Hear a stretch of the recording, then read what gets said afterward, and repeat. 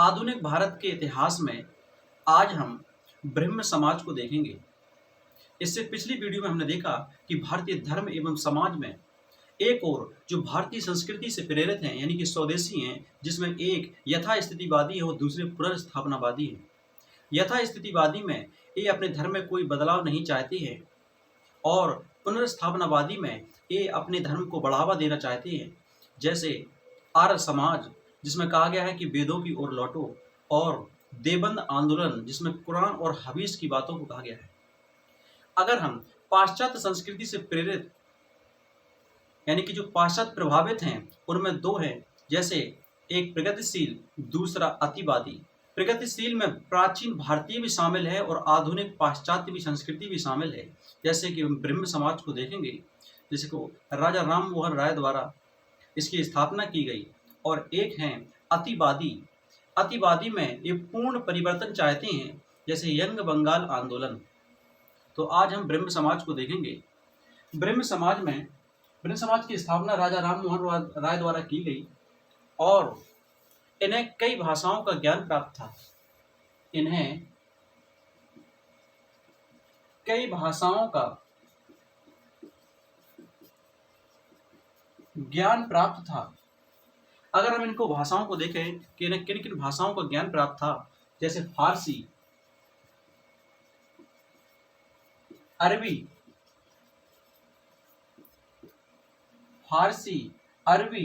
संस्कृत, अंग्रेजी, हिब्रू,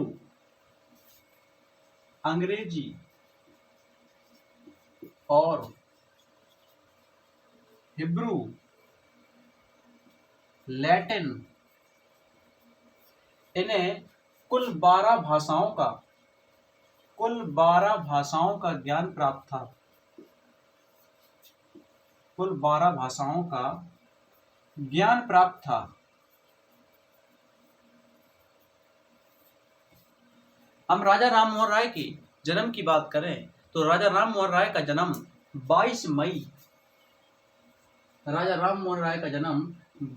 मई 1772 ईस्वी में पश्चिम बंगाल के हुगली के राधानगर में हुआ था। पश्चिम बंगाल के हुगली के राधानगर में हुआ था। और अगर हम इनकी मृत्यु की बात करें तो इनकी मृत्यु 27 सितंबर 1833 ईस्वी में 27 सितंबर 1833 ईस्वी में ब्रिस्टल, इंग्लैंड में हुई थी। ब्रिस्टल, इंग्लैंड में हुई थी। और यहीं पर ब्रिस्टल में इनकी कब्र है और यहीं पर इनकी मूर्ति जो लगभग 2 मंजिल ऊंची है। 2 मंजिल ऊंची इनकी मूर्ति स्थित है। 2 मंजिल ऊंची इनकी मूर्ति यहीं ब्रिस्टल, इंग्लैंड में स्थित है। अगर हम इनकी उपनाम और उपाधियों को जानें तो राजा अकबर द्वितीय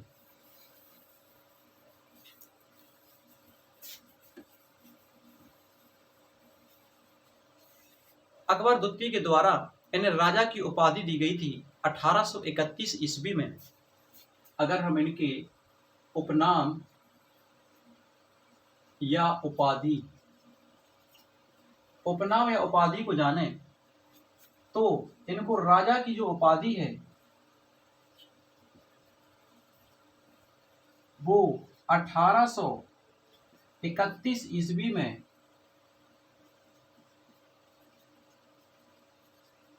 अकबर द्वितीय द्वारा दी गई।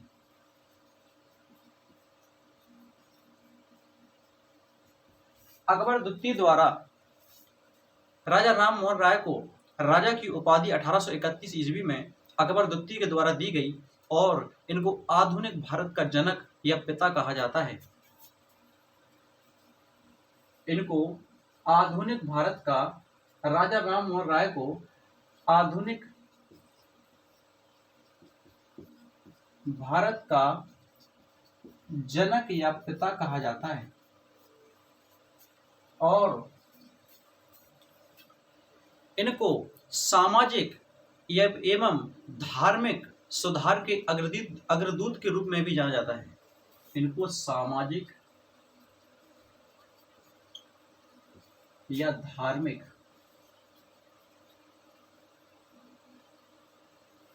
इनको सामाजिक एवं धार्मिक सुधार के अग्रदूत के रूप में भी जाना जाता है।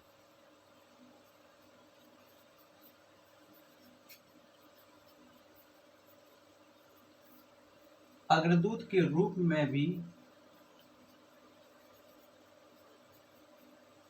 जाना जाता है और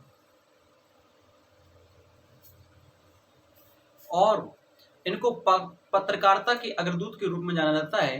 इनको भारत के प्रथम आधुनिक पुरुष के रूप में जाना जाता है। इनको पत्रकारिता के अग्रदूत के रूप में जाना जाता है और इनको भारत के प्रथम आधुनिक पुरुष के रूप में जाना जाता है। भारत के प्रथम आधुनिक पुरुष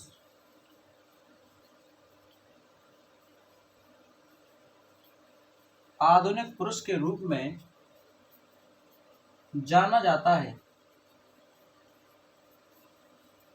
आधुनिक पुरुष के रूप में जाना जाता है।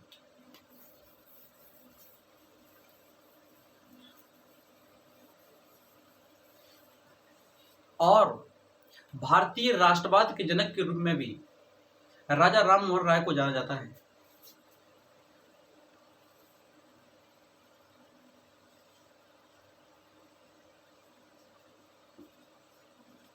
भारतीय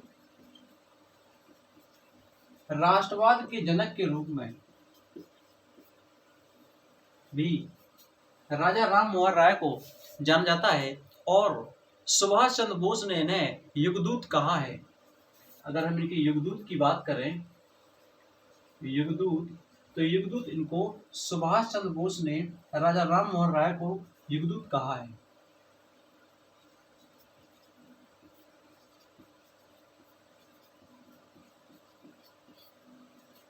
और अतीत एवं भविष्य के बीच का सेतु भी इनको कहा जाता है। राजा राम मोहन राय को अतीत एवं भविष्य के मध्य सेतु भी कहा जाता है।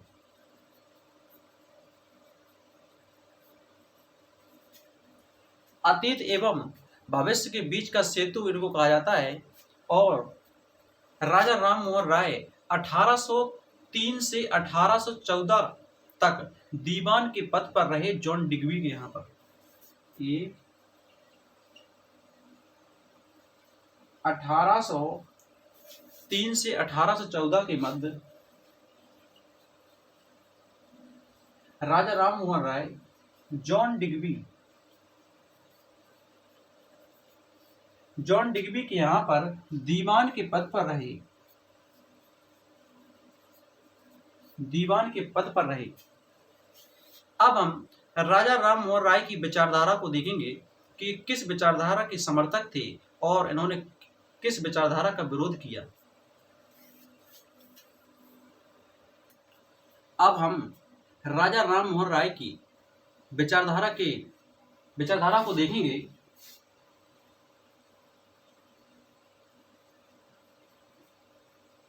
तो राजा राम मोहन राय किस विचारधारा के समर्थक थे और किस विचारधारा के विरोधी थे। पहले हम समर्थक को देखें कि किस विचारधारा के समर्थक थे। तो एकेश्वरवाद के समर्थक थे।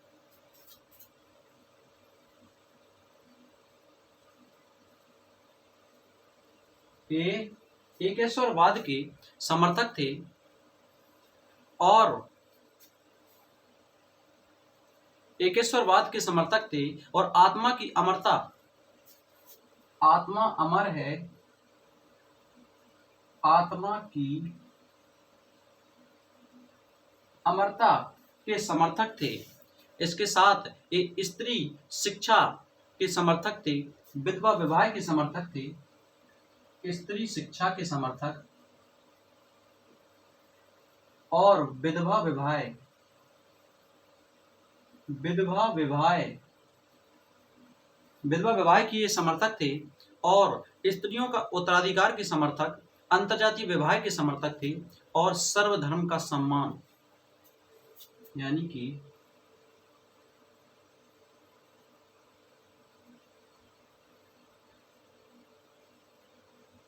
अंतर्जातीय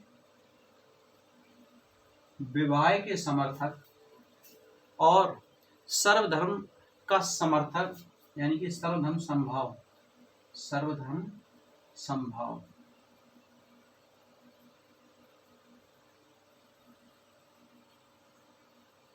सर्वधर्म का सम्मान करते थे और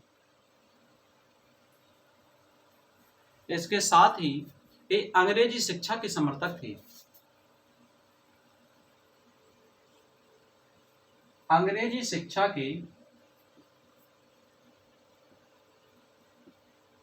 शिक्षा के समर्थक थे और स्त्री के उत्तराधिकार के भी ये समर्थक थे। स्त्री के उत्तराधिकार, स्त्री के उत्तराधिकार के भी समर्थक थे, अंग्रेजी शिक्षा के समर्थक थे, सर्वधर्म सम्मान के समर्थक और अंतर्जातीय विवाह के समर्थक, विधवा विवाह के समर्थक थे, स्त्रियों की शिक्षा के समर्थक थे और ईश्वर एक है, यानी कि एकेश्वरवाद के समर्थक थे और आत्मा अमर है, यानी कि आत्मा की अमरता के भी समर्थक थे। अब हम देखेंगे कि राजा राममोहन राय ने किस के विरोधी थे। अगर हम विरोधी को देखें तो राजा राममोहन राय ने सामाजिक कुरीतियों का विरोध किया, जैसे सती प्रथा। इन्होंने, अगर हम सामाजिक कुरीतियों को देखें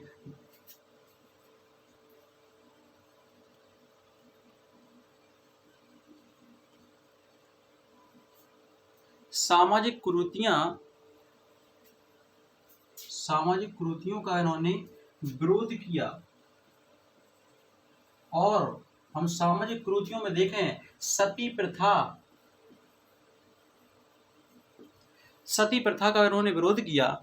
इन्होंने बाल विवाह, बहु विवाह, इन्होंने बाल विवाह का विरोध किया। इन्होंने बद्धू विवाह का, बहु विवाह का इन्होंने विरोध किया और कन्या हत्या, कन्यावध या कन्या हत्या का इन्होंने विरोध किया। पर्दा प्रथा का इन्होंने विरोध किया। इन्होंने छुआछूत का विरोध किया और जाति प्रथा का भी इन्होंने विरोध किया।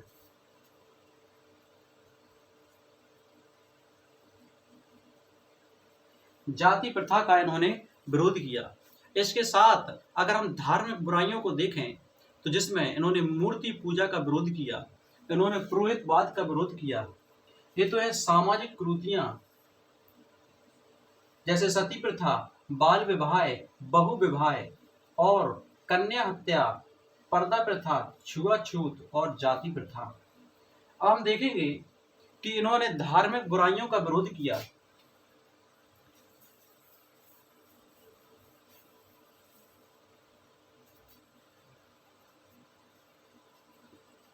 धार्मिक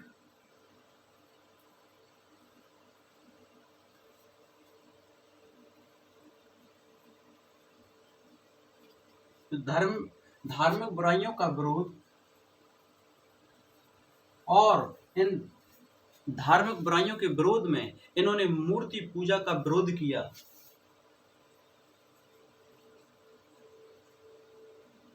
मूर्ति पूजा का इन्होंने विरोध किया और पुरोहितवाद का भी इन्होंने विरोध किया।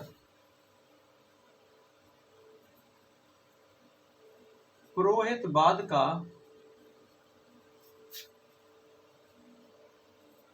इन्होंने विरोध किया और इसके साथ ही इन्होंने धर्म में आडंबर, धर्म में जो आडंबर, अंधविश्वास,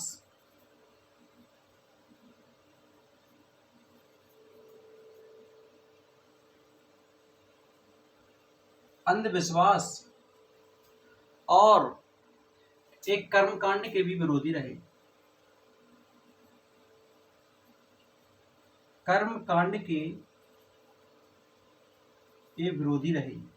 तो अगर हम धार्मिक बुराइयों के विरोध में देखें तो जिसमें इन्होंने मूर्ति पूजा का इन्होंने विरोध किया, इन्होंने पुरोहितवाद का विरोध किया, इसके साथ एक धर्म में जो आडंबर, अंधविश्वास और कर्मकांड के भी विरोधी रहे।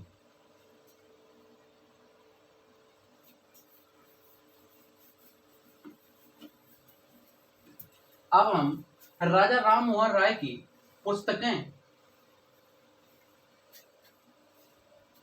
एवं पत्रिकाओं को देखें तो राजा राम मोहन राय ने 20 अगस्त 1828 ईस्वी में ब्रह्म समाज की स्थापना की थी। 20 अगस्त 1828 ईस्वी में राजा राम मोहन राय ने ब्रह्म समाज की स्थापना की थी।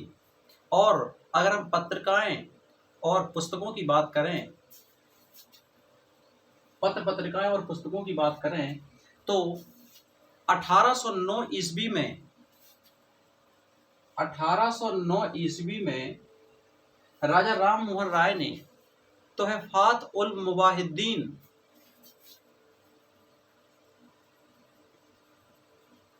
तोहफात अल मुवाहिद्दीन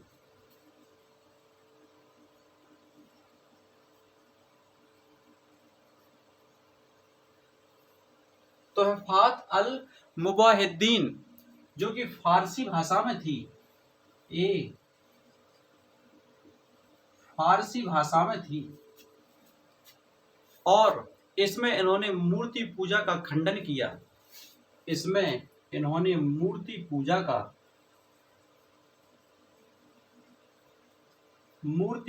का खंडन किया और ये फारसी भाषा में थी और एकेश्वरवादियों को उपहार के रूप में कहा जाता है कि ये एकेश्वरवाद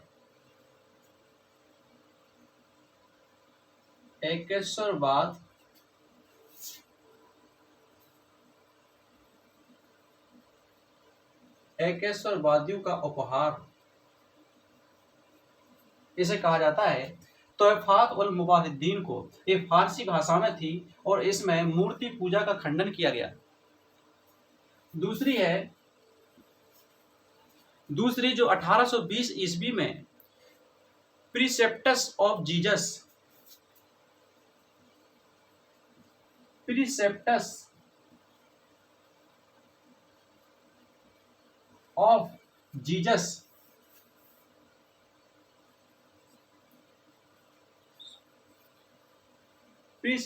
जीसस जो कि 1820 ईस्वी में लिखी गई,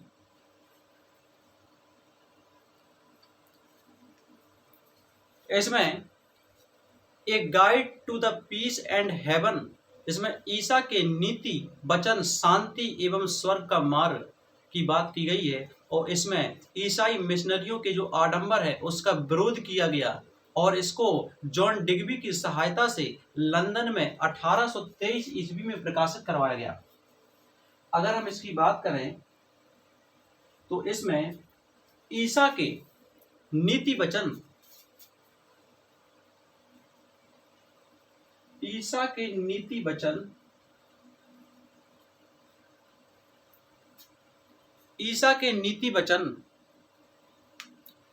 शक्ति का, ईसा के नीति वचन, शांति एवं स्वर्ग का मार्ग, शांति एवं स्वर्ग मार्ग, स्वर्ग का मार्ग, और जैसे a guide to the peace and heaven. ईसाई मिशनरियों के आडंबरों का इसमें विरोध किया गया, जो कि राजा राम मोहन राय द्वारा लिखित प्रीसेप्टस ऑफ जीसस में, जो कि 1820 ईस्वी में लिखी गई, और इसे 1823 ईस्वी में लंदन में जॉन डिग्बी के सहयोग से प्रकाशित करवाया गया,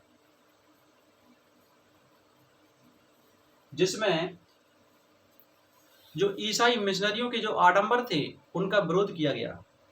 अब हम देखें कि 1820 में ही एक और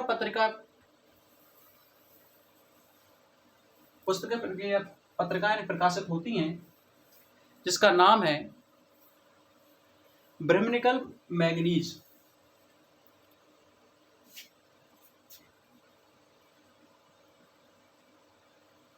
ब्रह्मनिकल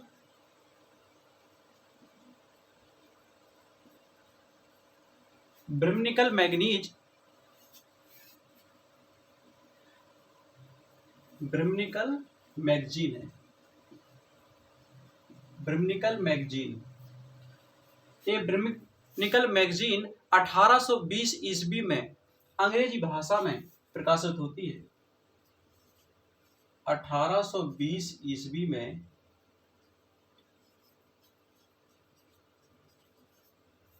अंग्रेजी भाषा में प्रकाशित होती है, और 1822 ईस्वी में संवाद कौमुदी का प्रकाशन करते हैं। 1822 में राजा राम मोहन राय संवाद कौमुदी,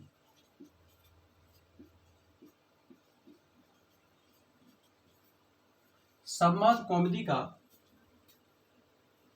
संपादन करते हैं।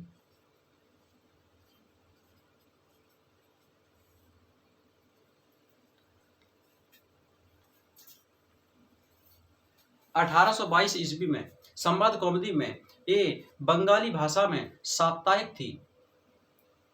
इनके भाई जगमोहन, जो कि राजा राम मोहन राय के भाई थे, जब इनकी मृत्यु हो जाती है तो इनकी पत्नी जगमोहन की पत्नी अलका मंजरी इनको सती होना पड़ा था, और जिससे सामाजिक बुराइयों का इन्होंने विरोध किया, और इन्होंने सती प्रथा का भी विरोध किया। अगर हम देखें कि 1829 ईस्वी में तो बंगाल में लॉर्ड विलियम बेंटिक ने सती विनियम लेकर आए, और 1830 में मद्रास और बंबई के क्षेत्रों में भी सती प्रथा के विरोध में इन्होंने एक एक्ट लाए। यानी कि हम देखें सती प्रथा के विरोध में तो 1829 में और 1830 ईस्वी में, 1829 ईस्वी में बंगाल में लॉर्ड विलियम बेंटिक थे। बंगाल में लॉर्ड विलियम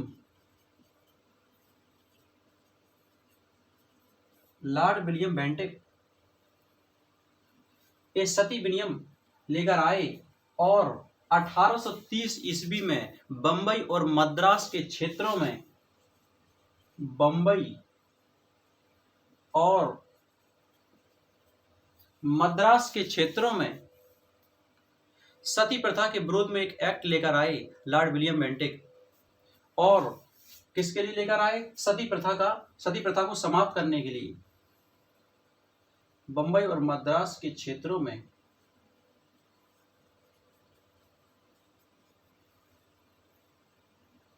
सती प्रथा के विरोध में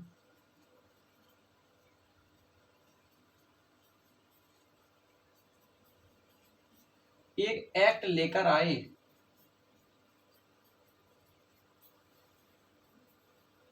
और ये सती प्रथा के विरोध में थी।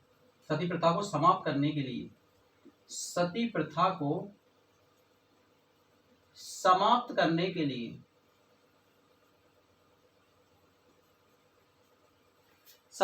समाप्त करने के लिए 1829 ईस्वी में बंगाल में लॉर्ड विलियम बेंटिक और 1830 ईस्वी में बंबई और मद्रास के क्षेत्रों में सती प्रथा के विरोध में एक एक्ट लेकर आए, सती प्रथा को समाप्त करने के लिए। अगर हम राजा राम मोहन राय की और पत्रिकाओं और पुस्तकों को देखें तो इनकी एक और है मिरात उल अखबार। इनकी है मिरात उल अखबार। मिरात उल अखबार फारसी भाषा में ये प्रथम फारसी अखबार है। ये क्या है? ये प्रथम फारसी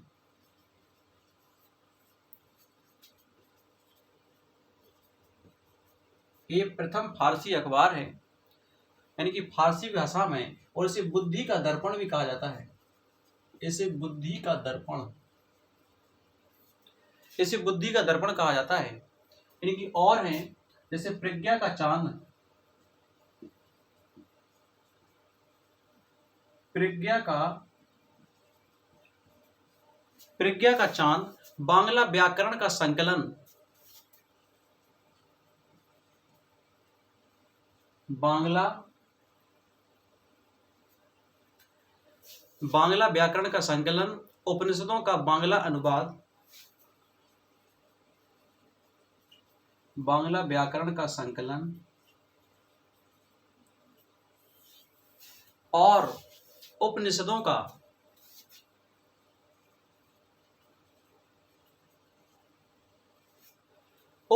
का बांग्ला अनुवाद।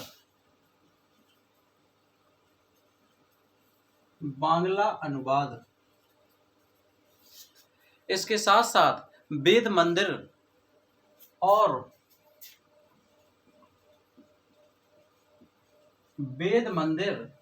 और हिंदू उत्तराधिकार के नियम की पुस्तक भी ये लेकर आए।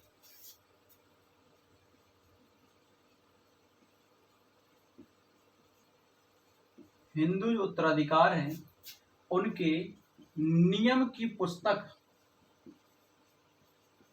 भी इन्होंने प्रकाशित करवाई। अगर हम देखें तो 1830 ईस्वी में जब राजा राम मोहन राय की मृत्यु हो जाती है तो इसके बाद महर्षि द्वारकानाथ टैगोर और पंडित रामचंद्र विद्यावगीश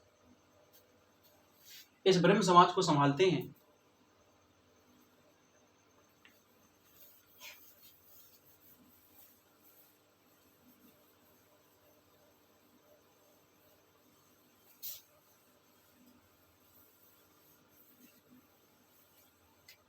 अठारह के बाद में जब इनकी मृत्यु हो जाती है 1833 में, तो इसके बाद जो ब्रह्म समाज है उसको महर्षि द्वारकानाथ टैगोर और पंडित रामचंद्र विद्यावगीश इसको संभालते हैं। हम इनकी यूरोप की यात्रा को देखें, राजा राम मोहन राय की यूरोप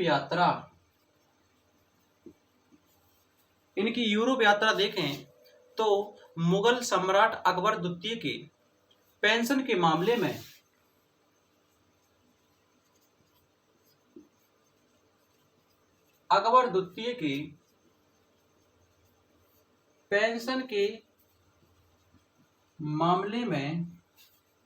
पेंशन के मामले में ये राजा राम मोहन राय विलियम चतुर्थ के पास जाते हैं।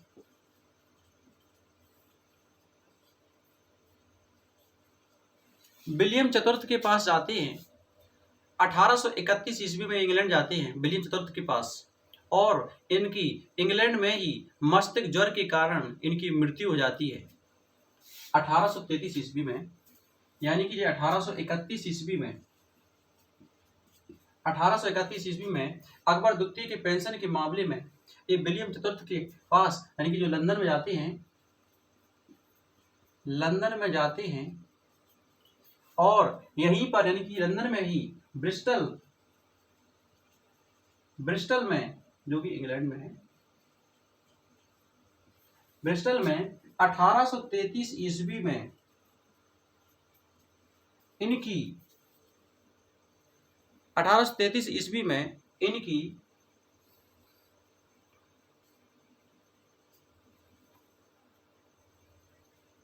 मस्तिष्क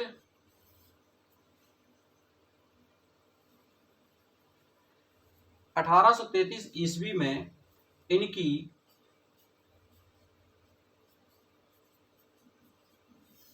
मस्तिष्क ज्वर के कारण इनकी मृत्यु हो जाती है। इनकी मृत्यु हो जाती है। 1833 ईस्वी में राजा राम मोहन राय की जब मृत्यु हो जाती है, अगर हम इनकी संस्थाओं की बात करें,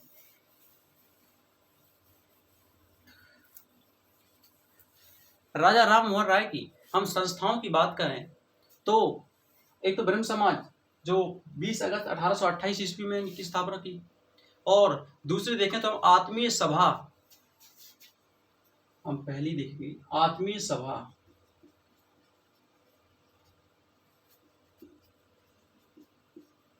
आत्मीय सभा की स्थापना 1814 से 15 के मध्य हुई, और इसमें दार्शनिक विचारों के व्यक्तियों की सभा थी, जिसमें धर्म एवं सामाजिक चिंतन किया जाता था। इसमें क्या किया जाता था? धार्मिक एवं सामाजिक चिंतन। इसमें धार्मिक एवं सामाजिक चिंतन, इसमें धार्मिक एवं सामाजिक चिंतन किया जाता था, और आत्मा की अमरता का प्रचार प्रसार किया जाता था। आत्मा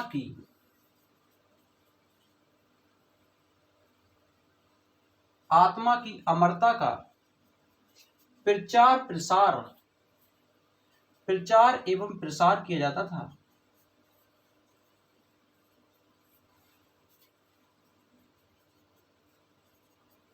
और इसके साथ ही दार्शनिक विचारों के व्यक्तियों की ये सभा थी।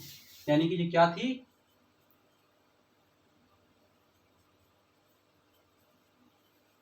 दार्शनिक विचारों के व्यक्तियों की सभा,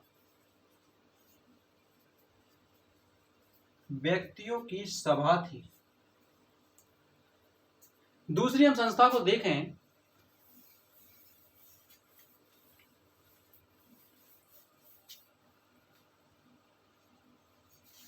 दूसरी सभा में हिंदू कॉलेज, जिसकी स्थापना 1817 ईस्वी में की गई थी, और डेविड हेयर की सहायता से 1817 में हिंदू कॉलेज, यानी जिसमें कलकत्ता में स्थापना हुई थी।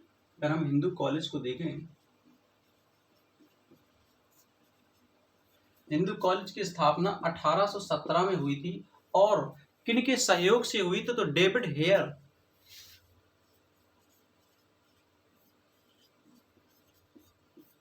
हेयर के सहयोग से हुई थी, और ये डेविड हेयर डच व्यक्ति था।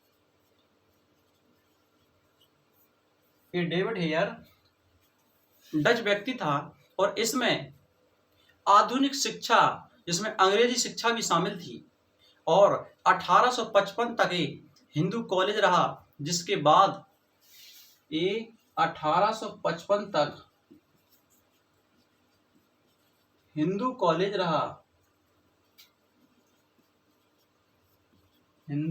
रहा, और इसके बाद 1855 ईस्वी में इसे 1855 ईस्वी में एक प्रेसिडेंसी कॉलेज बन गया। ईस्वी में एक प्रेसिडेंसी कॉलेज बन गया। 1855 ईस्वी में ये प्रेसिडेंसी कॉलेज बन गया। और अगर हम वर्तमान की बात करें तो ये वर्तमान में प्रेसिडेंसी विश्वविद्यालय का इसे दर्जा दिया गया है। इसे वर्तमान में ये हिंदू कॉलेज कहाँ पर है? कलकत्ता। वर्तमान में ये प्रेसिडेंसी विश्वविद्यालय, इसे विश्वविद्यालय का दर्जा दिया गया है।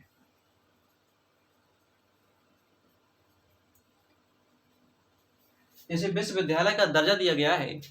अगर हम तीसरी संस्था की बात करें तो तीसरी संस्था है कलकत्ता यूनिटेरियन कमेटी, जिसकी स्थापना 1821 ईस्वी में की गई।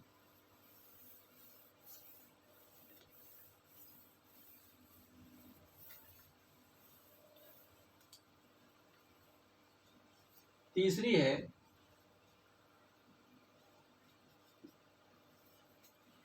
है कलकत्ता यूनिटेरियन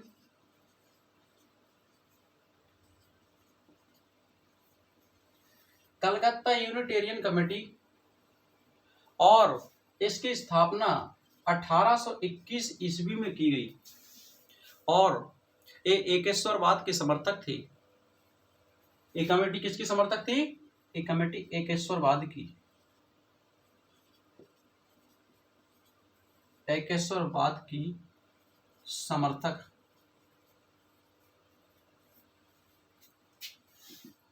हम चौथी संस्था की बात करें, 1822 ईस्वी में एंग्लो हिंदू कॉलेज की स्थापना की गई। 1822 में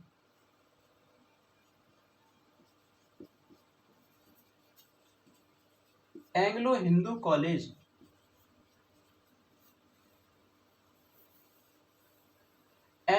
कॉलेज की स्थापना की गई, जिसमें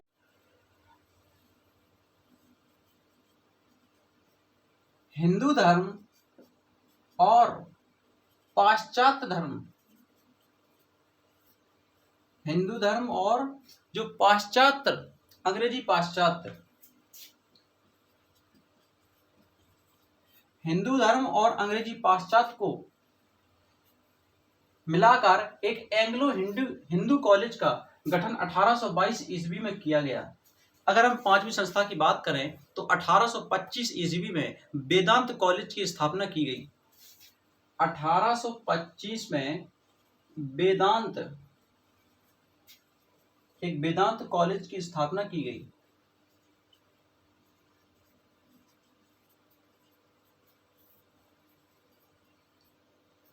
वेदांत कॉलेज की स्थापना की गई। नेक्स्ट वीडियो में हम देखेंगे कि आदि ब्रह्म समाज, जिसकी स्थापना देवेंद्रनाथ टैगोर ने की थी, और भारतवर्ष ब्रह्म समाज, जिसकी स्थापना केशव चंद्र सेन ने की थी। तो मिलते हैं नेक्स्ट वीडियो में। यदि आपको हमारी वीडियो अच्छी लगी हो तो चैनल को लाइक करें, सब्सक्राइब करें। धन्यवाद।